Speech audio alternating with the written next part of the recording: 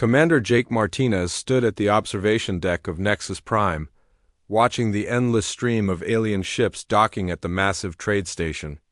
The year was 2387, and humanity had been part of the Galactic Trade Federation for 29 years. Jake had spent the last 8 years managing human interests at this hub of interstellar commerce, and he thought he had seen everything. The morning started like any other.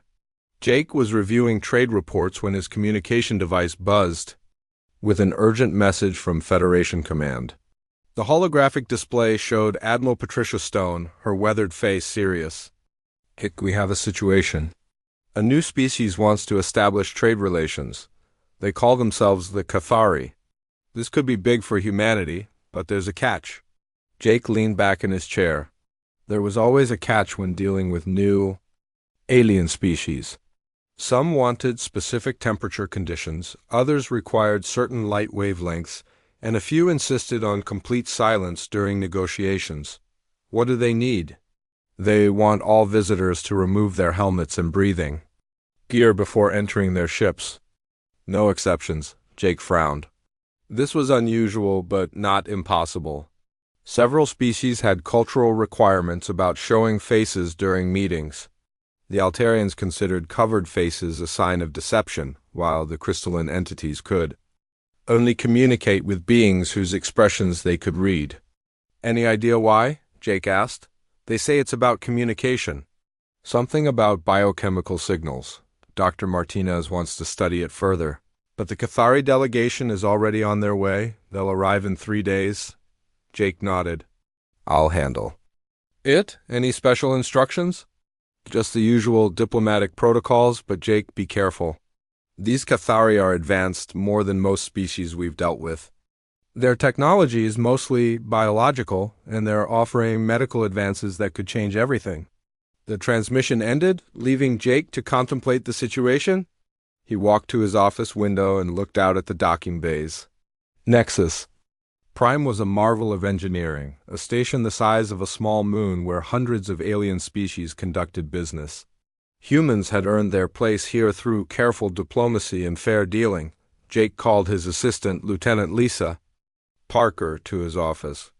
Lisa was 32 years old and had a talent for understanding alien cultures. She had successfully negotiated trade agreements with 17 different species, including the notoriously difficult Zephyrians. Lisa, we have a new first contact situation. The Cathari want to establish trade relations, but they have specific requirements about helmets and breathing gear. Lisa sat down and activated her datapad. What kind of requirements? They want everyone to remove their helmets before boarding their ships. They say it's about biochemical communication. Lisa nodded thoughtfully. That's not entirely unusual. Several species communicate through scent or pheromones. The Verdani use chemical signals for everything from greetings to complex negotiations. Can you handle this? I need someone who can adapt quickly to their customs. Of course. When do they arrive? 3 days. I want you to study everything we know about biological communication methods. Take a team of 3 with you when they arrive. Lisa spent the next 3 days preparing. She reviewed files on every species that used chemical communication, studied human biochemistry, and selected her team carefully. She chose Ron Blake, a technician who specialized in alien life support systems, Amy Walsh, a security officer trained in close protection, and Greg Foster, a trade specialist who understood complex negotiations. The Cathari ships arrived exactly on schedule. Jake watched from the command center as 3 vessels approached the station. They were unlike anything he had ever seen. The ships seemed to pulse with organic energy, their surfaces rippling like living tissue. They were beautiful and strange, with no visible weapons or traditional propulsion systems. They're requesting permission to dock at Bay 17, reported Communications Officer Sandy Chun. Granted, send them the standard welcoming message. The Cathari response was immediate and polite.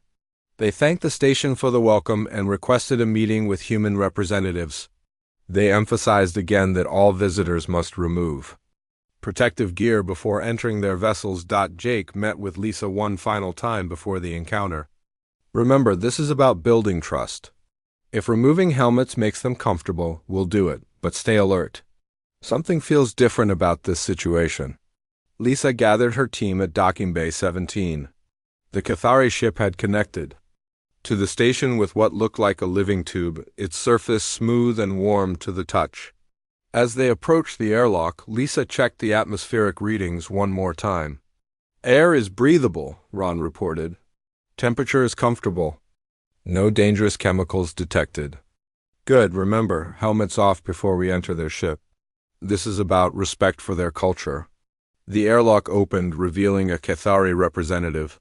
The being was tall and graceful, about 7 feet in height, with translucent skin that seemed to shimmer with internal light. It had multiple eyes arranged in a complex pattern around its head, and when it moved, Lisa could see intricate patterns flowing beneath its skin. Welcome, humans. I am Harmonizer Veltar. We are honored by your presence. Lisa stepped forward and bowed slightly, a gesture that seemed to please the alien. I am Lieutenant Lisa Parker, representing humanity. We are grateful for this opportunity. To meet. Before we proceed, you must remove your protective coverings. This is essential for proper communication among my people. Lisa nodded and began removing her helmet. Her team followed her example, setting their breathing gear aside in the airlock. The moment Lisa's helmet came off, she noticed something. Strange, the air had a sweet, almost floral scent, and she felt slightly lightheaded. Is this normal? She asked Ron quietly. The air is still showing as safe, he whispered back. Maybe it's just the change from recycled station air. Veltar gestured for them to follow him into the ship. The interior was even more remarkable than the exterior. The walls seemed to be alive, pulsing gently with soft light. There were no sharp edges or mechanical components visible anywhere. Everything curved and flowed like the inside of a living organism. Your ship is incredible, Lisa said, genuinely impressed. It is not a ship as you understand them. It is a living entity, bred for space travel. We do not build our technology. We grow it. As they walked deeper into the vessel, Lisa noticed that other Cathari crew members were watching them with what seemed like intense interest. Their biochemical communication patterns, visible as shifting colors beneath their skin, became more active when the humans passed by. Are we causing some kind of reaction? Lisa asked. Veltar paused, his multiple eyes focusing on her. You could say that your people emit interesting biochemical signatures. We were not prepared for the intensity. They reached what appeared to be a meeting room, though it looked more like the inside of a flower. The walls curved upward and met in a dome overhead, and the floor was soft and yielding beneath their feet. Several other Cathari were waiting, their skin patterns shifting rapidly. Please sit, Veltar said, gesturing to formations that rose from the floor to create comfortable seating. As the humans settled into their seats, Lisa noticed that the room itself seemed to be responding to their presence. The walls grew brighter, and she could hear a low humming that seemed to come from all around them. This is remarkable, Greg said, looking around in wonder. I've never seen anything like this. Nor have we, Veltar replied, his voice carrying a strange tone that Lisa couldn't identify. In all our travels, we have never encountered beings with your particular essence. Lisa was about to ask what he meant when she noticed that all the Cathari in the room had gone very still. Their skin patterns had synchronized, creating a complex display of shifting colors that seemed to pulse in rhythm with the ship itself. Is everything all right? She asked. Veltar approached her slowly, his movements careful and deliberate. When he spoke, his voice was filled with something that sounded like awe. You carry the scent of the first ones. Lisa stared at Veltar, trying to understand what he had just said. The first ones? I'm sorry, but I don't know what you mean. Veltar's multiple eyes blinked in a complex pattern, and the other Cathari in the room began to move closer. Their skin patterns were shifting rapidly, creating waves of color that seemed to communicate emotions Lisa couldn't interpret. You truly do not know? Veltar asked, his voice filled with disbelief. Your people have no memory of the ancient times? Ron Blake shifted uncomfortably in his seat. Lieutenant, should we be concerned? The atmospheric readings are still normal, but something feels different. Lisa noticed it too. The air seemed thicker somehow, and she could taste something sweet on her tongue. The walls of the ship were pulsing faster, and the humming sound had grown stronger. Please explain what you mean by the first ones, Lisa said, keeping her voice calm and diplomatic. Veltar moved even closer, and Lisa could see that his translucent skin was now glowing brighter. The first ones were the ancient race that seeded life throughout the galaxy. They disappeared long ago, but their legend lives on in the sacred texts of many civilizations. Amy Walsh, the security officer, placed her hand near her weapon. Lieutenant, I recommend we maintain some distance. But before Lisa could respond, something extraordinary happened. The Cathari crew members began to lower themselves to the floor, their graceful forms bending in what was clearly a gesture of reverence. Veltar himself dropped to one knee, his head bowed. We have waited for your return, he said, his voice barely above a whisper. The prophecies spoke of this day when the children of the first ones would walk among us again. Lisa felt her heart racing. This was far beyond anything she had trained for. Please stand up, we're just representatives of humanity. We're not gods or ancient beings. But you are, Veltar insisted, rising slowly. Your scent, your biochemical signature, it matches the descriptions in our oldest records. The sweetness in the air, the way our ship responds to your presence, it is all exactly as the texts describe. Greg Foster, the trade specialist, was taking notes on his datapad. This is incredible. They think we're descended from some kind of mythical race. The ship itself seemed to be reacting more strongly now. The walls were pulsing with bright colors, and Lisa could feel vibrations through the floor. It was as if the entire vessel was coming alive in response to their presence. Is your ship supposed to do this? Lisa asked. Never, Veltar replied, his voice filled with wonder. Our vessels are sensitive to biochemical signals, but we have never seen a reaction like this. It is as if the ship recognizes you. One of the other Cathari approached, moving with careful steps. Lisa noticed that this one had different markings on its skin, suggesting a different rank or position. I am Synthesizer Morden, the being said. I study the ancient records. May I examine your biochemical emissions more closely? Lisa looked at her team. They were all clearly uncomfortable with the situation, but they were also fascinated. This was first contact with a new species, and everything they learned here would be important for future relations. What would that involve? Lisa asked. Simply remaining still while our ship's sensors analyze your natural emissions.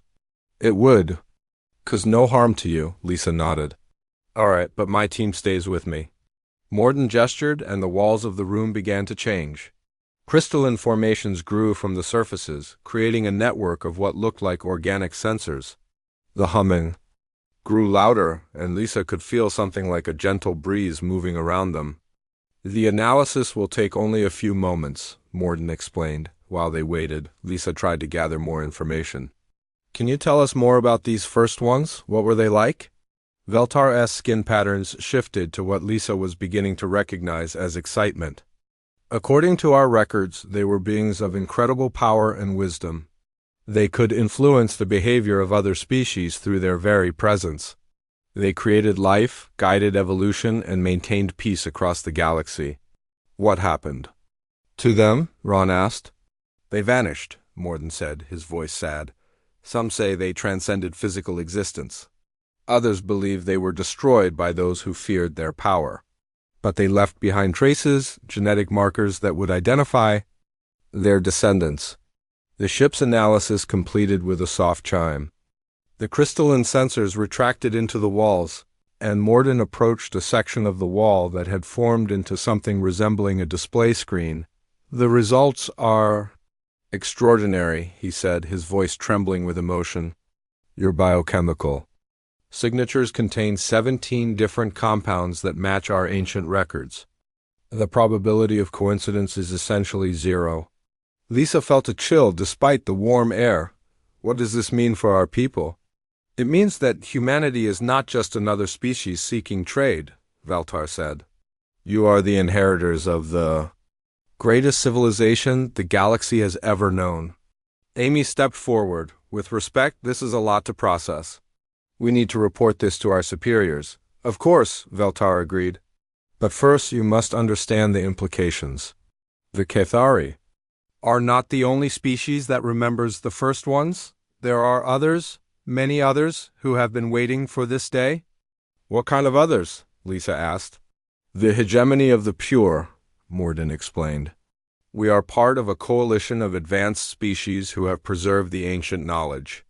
When they learn of your existence, they will want to meet you. Greg looked up from his notes. That could be good for trade relations.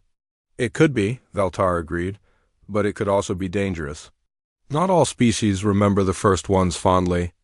Some blame them for their own limitations, their inability to reach the same level of advancement. Lisa was trying to process all of this information when her communication device buzzed. It was a message from Commander Martinez on the station. Lieutenant Parker, please report your status. We're reading unusual energy signatures from the Cathari vessel. Lisa looked at Veltar. May I respond to my commander? Of course. But please be careful what you reveal. This knowledge could change the balance of power in the galaxy. Lisa activated her communicator. Commander Martinez, this is Parker. We're safe, but we've discovered something significant. The Cathari believe humans are descended from an ancient race they call the First Ones. There was a long pause before Jake's voice came through the device. Repeat that, Lieutenant. The Cathari have biochemical evidence that humans are related to a mythical race from their ancient history. They're treating us with extreme reverence. I see. Continue your mission, but be extremely cautious. I'm contacting Earth Command immediately. The communication ended, leaving Lisa to face the expectant aliens. She could see that the Cathari were waiting for her response, their skin patterns shifting with what seemed like nervous energy. What happens now? She asked. Now, Veltar said. We must decide how to proceed. The knowledge of your true nature cannot be hidden for long. Other species will detect your biochemical signatures just as we have. And then? Then the galaxy will know that the children of the First Ones have returned. Some will worship you. Others will fear you. A few may try to destroy you before you can reclaim your ancient power. Lisa looked at her team. They were all staring at her with expressions of shock and concern. None of them had signed up for this kind of responsibility. We don't want to reclaim any ancient power, she said firmly. We just want to trade and coexist peacefully with other species. Veltar's skin patterns shifted to what Lisa thought might be sadness. That may not be possible. The blood of the First Ones runs in your veins. Whether you choose to use that power or not, others will react to its presence. What kind of reactions? Amy asked. Some species will be compelled to serve you. Others will be unable to resist your influence. And some will be driven to eliminate you to free themselves from that compulsion. Lisa felt the weight of responsibility settling on her shoulders. Whatever they had stumbled into, it was far bigger than a simple trade negotiation. We need to return to our station, she said. This information needs to reach our government. Of course, Veltar agreed. But remember, Lieutenant Parker, you cannot put this knowledge back in the box. The galaxy is about to change, and humanity will be at the center of that change. As they prepared to leave the Cathari vessel, Lisa couldn't shake the feeling that their lives and the lives of every human in the galaxy had just become infinitely more complicated. Commander Jake Martinez stood in the emergency briefing room, watching as reports flooded in from across the galaxy. It had been only 6 hours since Lisa and her team returned from the Cathari vessel, but the news was already spreading like wildfire through the interstellar communication networks. Sir, we have 17 different species requesting immediate meetings with human representatives, reported Communications Officer Sandy Chun. 3 more have sent what appear to be religious pilgrims to the station. Jake rubbed his temples, feeling a headache building. What about Earth Command? Any word from them? Admiral Stone is en route with a full diplomatic fleet. She should arrive within 48 hours. Dr. Helen Carter, the station's chief xenobiologist, burst into the room carrying a datapad and looking excited. Jake, you need to see this. I've been analyzing the biochemical data from the Cathari encounter, and the results are disturbing. Disturbing how? Helen activated the room's main display screen. I ran Lisa's biological samples through our entire database of known species. The Cathari were right about the biochemical markers, but there's more. Human DNA contains sequences that don't match any known evolutionary path. Jake stared at the complex genetic charts on the screen. What does that mean? It means humans weren't supposed to evolve naturally. These sequences appear to be artificial, inserted into our genetic code by someone with incredibly advanced technology. The first ones? That's the most likely explanation. But here's what's really disturbing. These genetic markers aren't just random additions, they're functional. They produce specific pheromones and biochemical signals that affect other species. In predictable ways, Jake felt his stomach tighten. What kind of effects? Compliance, mostly. The substances humans naturally produce make other species more likely to agree with us, trust us, and follow our lead. It's subtle, but it's real. Before Jake could respond, Sandy's communication board lit up with urgent alerts. Sir, we have a problem? The Vorthan Empire is demanding an immediate meeting. They're calling the human presence a potential threat to galactic security. Jake knew about the Vorthans. They were a militaristic species that controlled a significant portion of the galaxy's outer rim. If they saw humans as a threat, the situation could escalate quickly. What about the other species? The Mentari Collective wants to study us. They've sent a science vessel with a full research team. The Zephyrian orders are, they're treating this as a religious event. They've declared a holy pilgrimage to meet with humans. Dr. Carter looked up from her datapad. Jake, there's something else. I've been reviewing historical records from our first contact with various species. Looking back, I can see patterns I missed before. What kind of patterns? Every species we've successfully established trade relations with shows signs of biochemical susceptibility to human influence. The ones that rejected trade with us are the ones that would be naturally resistant to our pheromones. Jake sat down heavily in his chair. Are you saying we've been accidentally manipulating other species this whole time?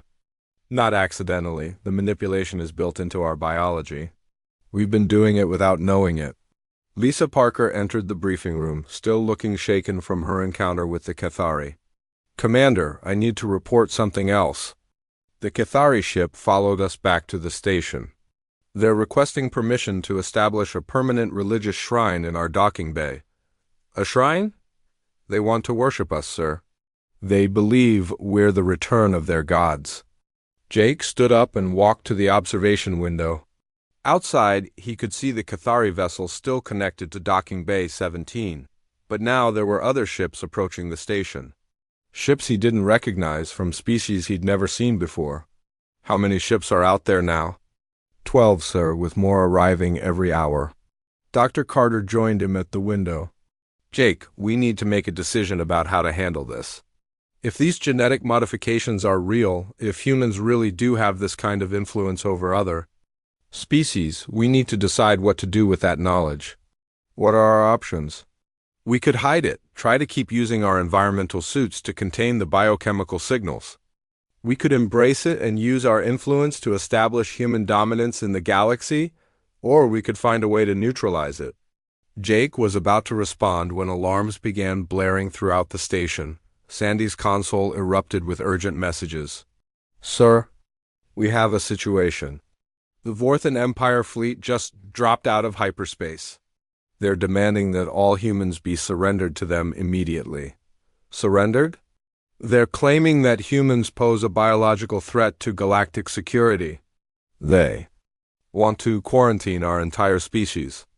Jake activated the station's main communication system. This is Commander Martinez to all ships in the area. Nexus Prime is a neutral trade station operating under Federation protection. No hostile actions will be tolerated. The response came immediately from the Vorthan flagship. Commander Martinez. This is War Leader Thakmer. Your species has been identified as a biological weapon. You will surrender yourselves for containment or we will take action to protect the galaxy.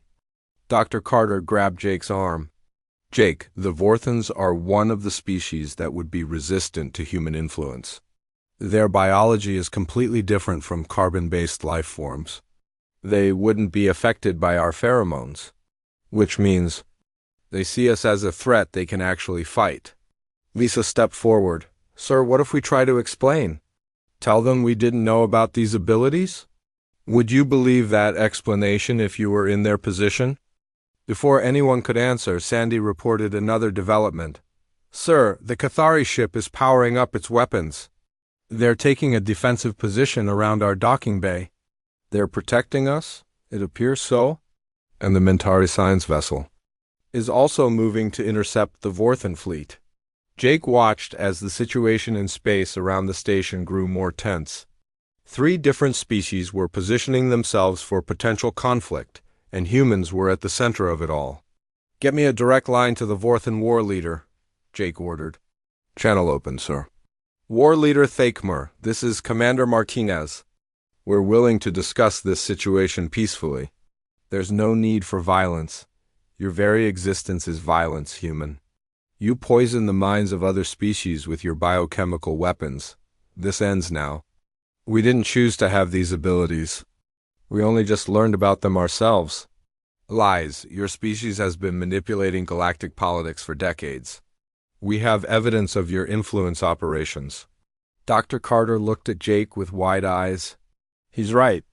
If our biochemical influence has been affecting other species all along, then every trade agreement, every diplomatic success, every alliance we've made could be seen as manipulation.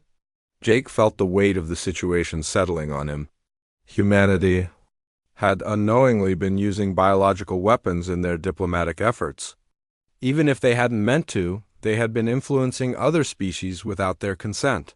Sir, Lisa said quietly, what if we offered to limit our interactions with other species? We could develop technology to neutralize our biochemical emissions. Would that be enough? Unknown. But it might be a starting point for negotiations. Jake opened the communication channel again. War Leader Thakmer, we propose a temporary ceasefire while we work on a solution. We're willing to develop technology to neutralize our biochemical effects. And how do we know this isn't another manipulation? How do we know you haven't been planning this conversation to make us more compliant? It was a fair question, and Jake realized they had no good answer. How could they prove their sincerity when their very presence might be influencing the judgment of other species? Sir, Sandy interrupted, we're receiving a transmission from Admiral Stone. She's requesting an emergency council, meeting with representatives from all species currently in the system. When? In 2 hours. She's bringing the Federation's top negotiators. Jake nodded. Very well. Contact all ship commanders and invite them to the meeting.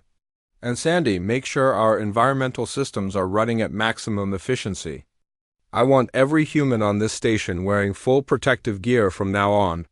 Sir, if we're going to convince other species that we're not trying to manipulate them, we need to eliminate any possible biochemical influence. From now on, no human interacts with aliens without full environmental protection. Lisa looked at him with understanding. The helmet rule. Exactly. We're going to show them that we're serious about containing our influence, even if it means limiting our own effectiveness. As the station prepared for the emergency council meeting, Jake couldn't help but think about the irony. Humanity had spent decades trying to establish themselves as equals in the galactic community, only to discover they had been secretly superior all along. Now they would have to prove their worthiness by voluntarily giving up that advantage. The question was whether the other species would believe them, or whether humanity had already irreversibly changed the balance of power in the galaxy. Dr. Helen Carter worked through the night in her laboratory, her eyes burning from staring at genetic sequences for hours. The emergency council meeting was scheduled for the morning, but she had discovered something that could change everything. Her hands trembled as she double-checked her results. "This can't be right," she whispered to herself. Running the analysis for the 5th time, the biochemical markers in human DNA weren't just random modifications. They formed a pattern, a complex biological program that was far more sophisticated than she had initially realized. The substances humans produced didn't just make other species more compliant. They were part of a weapon system. Her communication device buzzed. It was Commander Martinez. "Helen, I need your report for the council meeting. What have you found?" "Jake, you need to come to my lab immediately. And bring Lisa. Don't communicate this over open channels." 20 minutes later, Jake and Lisa stood in Helen's laboratory, staring at the genetic analysis displayed on multiple screens around the room. "I don't understand what I'm looking at," Jake said. Helen pointed to a complex diagram showing molecular structures. "These aren't just genetic modifications that make humans attractive to other species. They're components of a biological weapon designed to control entire populations." "Control how?" "The pheromones we produce don't just make other species trust us, they create dependency. The longer other species are exposed to human biochemical emissions, the more they need that exposure to feel normal. It's like a drug." Lisa sat down heavily in a chair. "You're saying we're addictive to other species?" "Worse than that. The system is designed to activate only when humans reach a certain level of technological development. Before that, the effects are minimal. But once activated, the influence grows stronger over time." Jake felt his blood run cold. Activated by what? Contact with multiple alien species. The genetic program was waiting for humans to become spacefaring and start interacting with other civilizations. Our first contact with aliens triggered the activation sequence. "How long has this been active?" "About 29 years. Since we joined the Federation?" Jake stared at the genetic data, trying to process what Helen was telling him. "Are you saying someone designed humans to be biological weapons?" "The first ones designed their own descendants to control the galaxy after they were gone." "But Jake, there's more. I found records buried in the Federation database that suggest this isn't the first time this has happened." Helen activated another screen showing historical records. "The first ones weren't the original inhabitants of the galaxy. They conquered it using the same biological weapons we're carrying now. And they weren't destroyed by other species like the legends say. What happened to them?" "They were overthrown by their own biological weapons. The species they had modified to serve them eventually turned against them. The first ones tried to create a failsafe, a way to maintain control even after their death." Lisa looked up from the genetic charts. "Humans are the failsafe." "Exactly. We're designed to recreate the first one's empire, whether we want to or not." Jake's communication device buzzed with an urgent message. It was from Admiral Stone, who had arrived during the night with a full diplomatic fleet. "Commander Martinez, report to Docking Bay 1 immediately. We need to discuss the situation before the council meeting." Jake looked at Helen and Lisa. "Can you have a full report ready in 1 hour?" "Yes, but Jake, there's something else you need to know. The activation sequence isn't complete yet. The biological weapon system is still developing. In a few more years, the effects will be irreversible." "What do you mean?" "Right now, humans can choose whether to use their influence or not. We can wear protective gear and limit our biochemical emissions. But the genetic program is designed to eventually override human choice. The weapon system will activate automatically." Jake felt sick to his stomach. "How long do we have?" "Maybe 2 years, maybe less." Jake left Helen and Lisa to prepare their report and headed to Docking Bay 1. Admiral Stone's ship was massive, a diplomatic vessel designed to host major interstellar negotiations. As he approached the airlock, Jake noticed something strange. All the human crew members were wearing full environmental suits, including helmets. Admiral Stone met him in the ship's main conference room. She was a tall woman with gray hair and sharp eyes, and she was also wearing a full environmental suit. Commander Martinez, I see you're not wearing protective gear. I haven't been around other species since yesterday. Dr. Carter's research suggests that the biochemical effects are cumulative. Dr. Carter is correct. Please put this on. She handed him an environmental suit. We have a lot to discuss before the council meeting. Jake put on the suit, noting that it was more advanced than the standard Federation models. Admiral, how long have you known about the human biological weapon system? Stone's expression didn't change, but Jake could see surprise in her eyes. Through her helmet's visor, what makes you think I knew anything? The suits. The way you're handling this situation. The timing of the Cathari contact, this feels orchestrated. Stone was quiet for a long moment. Then she activated a privacy shield around the conference room. How much do you know? Dr. Carter has identified the genetic modifications and their purpose. We know about the activation sequence and the connection to the first ones. Then you know we're facing a crisis that could destroy human civilization? Or make us rulers of the galaxy, Stone nodded. That's the choice we're facing. Commander, I'm going to tell you something that's classified at the highest levels. Earth's government has known about human genetic modifications since our first contact with alien life. Jake felt betrayed and angry.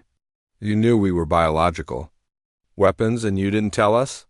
We knew we had genetic anomalies. We didn't understand their purpose until recently. The helmet protocols weren't just about environmental protection. They were about preventing the activation of abilities we didn't understand, but the activation happened anyway. Yes, despite our precautions, exposure to multiple alien species triggered the genetic program. We've been monitoring the situation and trying to find a solution. What kind of solution? Stone activated a holographic display showing complex molecular diagrams. We've been developing a genetic therapy that could neutralize the biological weapon system. It would remove the artificial genetic sequences and return humans to their natural baseline. What would that mean? Humans would lose any special influence over other species. We would become just another member species in the Federation. But we would also be free from the genetic programming that's trying to turn us into galactic conquerors. Jake studied the molecular diagrams. Does it work? In laboratory tests, yes. But there are risks. The genetic modifications are deeply integrated into human biology. Removing them could have unexpected side effects. What kind of side effects? We don't know. That's the problem. Jake thought about Lisa and her team, about the crew of Nexus Prime, about all the humans scattered across the galaxy who had no idea they were carrying the genetic legacy of an ancient empire. There's another option, isn't there? We could choose to embrace the genetic programming. Yes, we could use our influence to establish human dominance over the galaxy. Many species would welcome it. The biochemical dependency is already developing in populations we've had extended contact with. And the species that resist would need to be contained or eliminated. Jake felt the weight of the choice settling on him. Humanity could become the rulers of the galaxy, continuing the empire of the first ones, or they could choose to remain. Equals, risking unknown consequences from genetic therapy? Admiral, there's something else. The Vorthan Empire is threatening to attack. They see us as a biological threat. I know. War leader Thakmer has been in contact with Earth Command. The Vorthans have assembled a coalition of species that are resistant to human influence. They're prepared to quarantine or destroy human civilization to prevent us from dominating the galaxy. Can we stop them? With our current abilities? No, but if we fully activated the biological weapon system, we could turn most of their allies against them. The choice is simple, Commander. We can fight to remain free, or we can choose to become what our genetic programming wants us to be. Jake looked at the molecular diagrams again, thinking about the implications of each choice. What does Earth Command want to do? They're divided. Some want to embrace our genetic heritage and establish human supremacy. Others want to try the genetic therapy and remain equals in the galactic community. And you? I want to give humans the choice. That's why I'm here. The council meeting will determine our future, But I think the decision should be made by the people who will have to live with the consequences. Jake nodded. Then we need to present both options clearly. Let every human in the galaxy understand what they're choosing between? Agreed. But Commander, understand that this choice will likely be irreversible. Whatever path we choose today will determine the future of human civilization for generations to come. The main council chamber of Nexus Prime had never hosted a meeting like this one. Representatives from 12 different species sat around a circular table, while holographic displays connected them to dozens more civilizations across the galaxy. Every human in the room wore full environmental suits, their faces hidden behind protective visors. Commander Jake Martinez sat between Admiral Stone and Lieutenant Lisa Parker, watching as the various alien delegates argued about humanity's fate. The Cathari delegation, led by Veltar, insisted that humans should embrace their divine heritage. The Mentari scientists wanted more time to study the genetic modifications. The Vorthan war leader demanded immediate action to contain the human threat. The biological weapon must be neutralized, war leader Thakmor declared, his metallic voice echoing through the chamber's translation system. Every day we delay, more species fall under human influence. Valtar's skin patterns flashed with anger. You speak of the children of the first ones as if they were a disease. They are the rightful rulers of this galaxy. Rightful rulers who conquer through chemical manipulation, Thakmor replied. This is not leadership, this is slavery. Dr. Helen Carter stood to address the council. If I may, I have new information that might help resolve this debate. Admiral Stone nodded. The council recognizes Dr. Carter. Helen activated the chamber's main display showing her genetic analysis. The biological weapon system in human DNA is not permanent. It can be removed through targeted genetic therapy. Humans can choose to eliminate their special abilities and become equals with other species. And if they refuse? Asked synthesizer Morden from the Cathari delegation. Then the weapon system will continue to develop. Within 2 years, humans will lose the ability to control their influence over other species. The biological programming will override human choice. A new voice joined the discussion. Captain Bill Rogers had just arrived from Earth with a fleet of human vessels. He entered the chamber wearing a standard military uniform with no environmental protection. Captain Rogers, Admiral Stone said sharply, you're required to wear protective gear in this meeting. Actually, Admiral, I'm not. Bill activated his own holographic display. I represent the Human Supremacy Coalition. We believe it's time for humanity to embrace its genetic destiny. Jake felt his stomach drop. He had known Bill for years, and the man had always been pragmatic, but this was something else entirely. Captain, you're endangering the negotiations. Stone warned. I'm offering an alternative, Bill replied. Instead of cutting away the gifts our ancestors gave us, we should use them to bring peace and order to the galaxy. Thak_Moore's mechanical form shifted aggressively. You see? They cannot resist the urge to dominate. This proves our point. Bill smiled, and Jake noticed that several of the alien delegates were starting to relax in their seats. The human pheromones were already beginning to work. War Leader Thakmor, your resistance to human influence makes you valuable as an independent voice. We would never want to eliminate that independence. Lies, Thakmor replied, but Jake could see that some of the other delegates were nodding. Along with Bill's words, Lisa stood up abruptly. Captain Rogers, you're proving their point about biological manipulation. Look around the room. The species that can be influenced by human pheromones are already starting to agree with you. And what's wrong with that? We could bring peace to the galaxy, no more wars between species. No more conflicts over resources. Everyone working together, under human guidance. Guidance? Lisa's voice was sharp with anger. You mean control? You want to turn every other species into our pets? Jake watched the room carefully. The debate was splitting along predictable lines. Species that were susceptible to human influence were supporting Bill's position, while those that were resistant opposed it. But there was something else happening. Some of the delegates looked confused, as if they were fighting against their own thoughts. Dr. Carter noticed it too. Admiral, the biological weapon system is more active than we thought. Captain Rogers. Presence is causing immediate effects. Captain, you need to leave this chamber immediately, Stone ordered.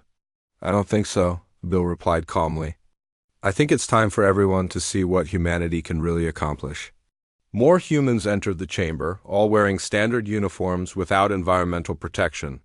Jake recognized several Earth Command officers and realized this was planned. This is a coup, Jake said quietly to Lisa. Not a coup, Bill corrected, apparently having heard him. This is an awakening. Humanity has been holding back its true potential for too long. Fakemore moved toward the chamber exit, but found his way blocked by armed human security forces.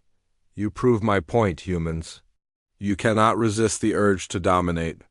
War leader, please sit down, one of the human officers said pleasantly. We just want to discuss this reasonably.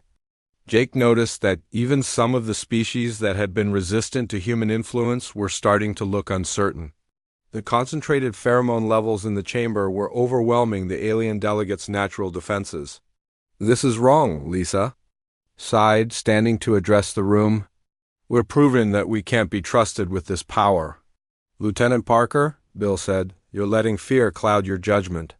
Look at the benefits we could bring. No more hunger, no more war, no more suffering. Under human control, under human guidance, Bill corrected. There's a difference. Admiral Stone activated an emergency protocol, sealing the chamber and beginning atmospheric purification. Captain Rogers, you're relieved of command. This demonstration is over. Actually, Admiral, I have new orders from Earth Command. The Human Supremacy Coalition has been given authority over this situation. Jake felt betrayed. Earth Command is supporting this?